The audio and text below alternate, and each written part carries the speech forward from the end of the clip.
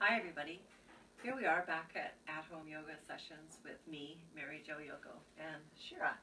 Today we're going to look at, first of all, the setup and why bolsters are so crucial, and also the alignment. So when you go to practice on your bed or on the floor or wherever you're going to be, one of the big things that you want to do is think about the same idea that we started off in the wheelchair with, making sure that you're on your sitting bones. It's really common once we get onto a bed for us to kind of slump back and sit on the tailbone.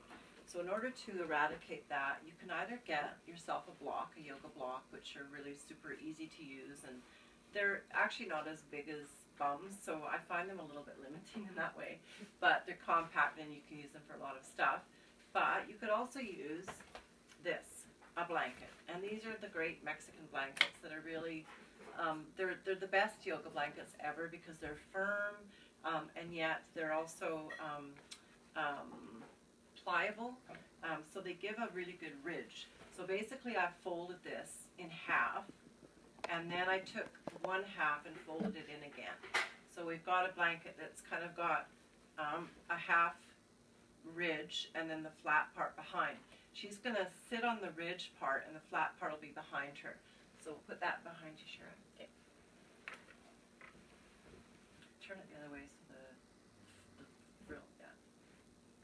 Good. And then we've also got just a blanket behind that one to support the lower back. And we're going to work it, as I have mentioned before, with as much support as we need in order to get the proper alignment. Because really, if you start stretching without the proper alignment, you may as well just rest. Okay, how's that feel? Good. Good. Okay, and then next we're going to grab the long one, and we're going to put that under the knees. And the reason we do that is Shira's actually very flexible, and her legs aren't really looking like they might need something under the knees. However, even with that flexibility and that sort of open area under her legs, we wouldn't be able to stretch the muscles that are actually probably tight on her, which are the back of the bum and up into the back, without activating the front of the quad, the top of the leg. So we give it a false kind of activation here, in a sense, by creating some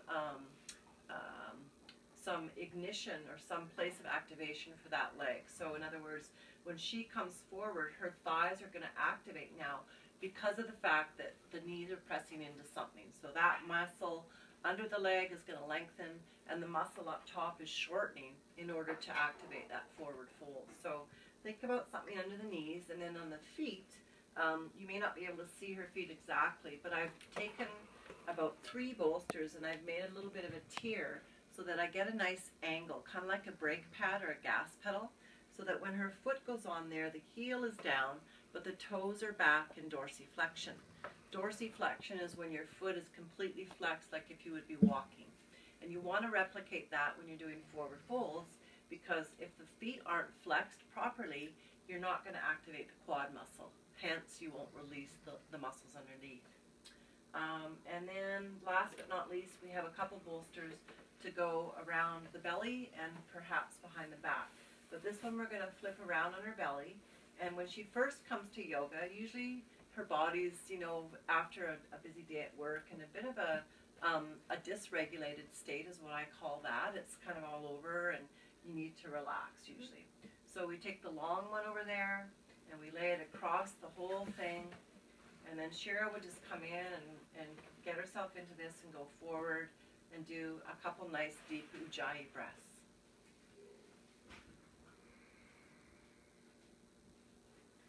Ujjayi breath, you're bringing the breath into the back of the throat. You're creating a nice opening there so that you can swirl the breath. And just by virtue of her having something in her diaphragm, she's actually encouraging and creating a parasympathetic release, which is really going to turn her nervous system around from that sort of out in the world fight or flight state to a deeper parasympathetic state of relax and response.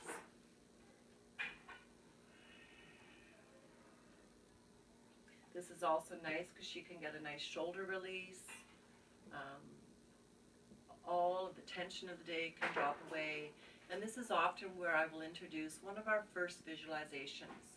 So Shira, inhale and visualize the breath drawing itself all the way down from the top of the head to the bottom of the spine. And see if you can start to feel now that collection of Mula Bandha as you exhale, drawing the breath up, pulling the navel back, and relaxing the shoulders and jaw. And then inhale again down to the base of the spine, visualizing the breath moving. And then when you're ready, exhale, let the breath come back up, but pull the navel back into spine and visualize the breath coming back up the frontal spine.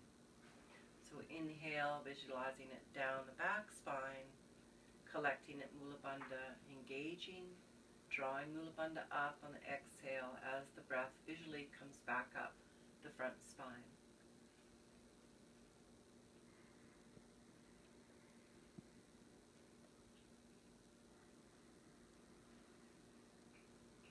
And let's let an O breath in there on the last couple breaths. Ooh.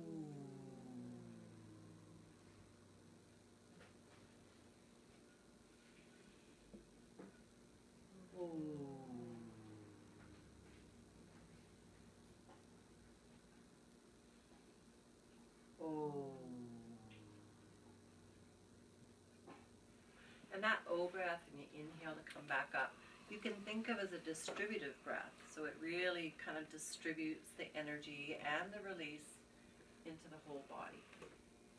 Feel good? Yes, I feel relaxed. Good. We all need that.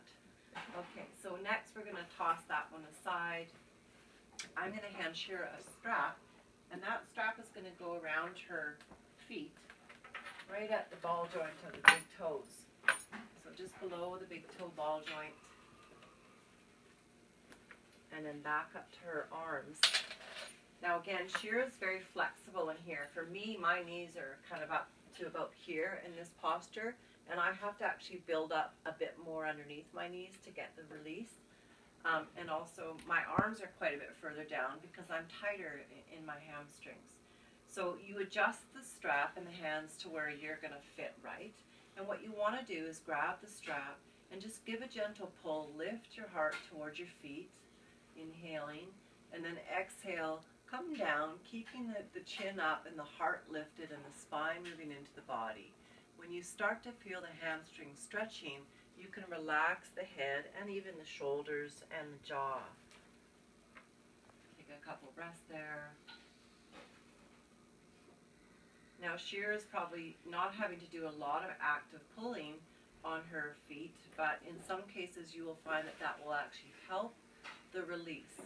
So she pulls a little bit, she's going to stretch her body up and out of the pelvic girdle, give it a little bit more pull, elbows into the waist, reset the dial and go back down.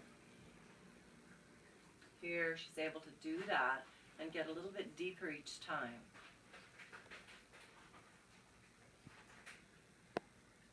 So this is your forward fold, and I really highly recommend doing this every day for those of us that are sitting, because we just need to do that for our body's sake. Otherwise you're going to end up with cramped tendons and muscles in the back of your leg.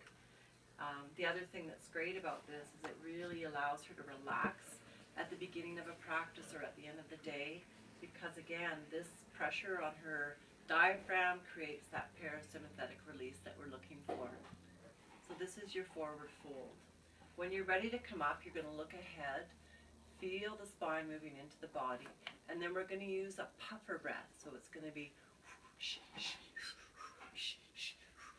to pump the diaphragm to bring you back up to sitting. And that's our forward fold. Take a good look at the practice, and then Shira, how does that feel? Great. I feel really good and stretched. Yeah. Okay, and we'll be back for the next session, which this is session 5. So session 6, we're going to move toward twists.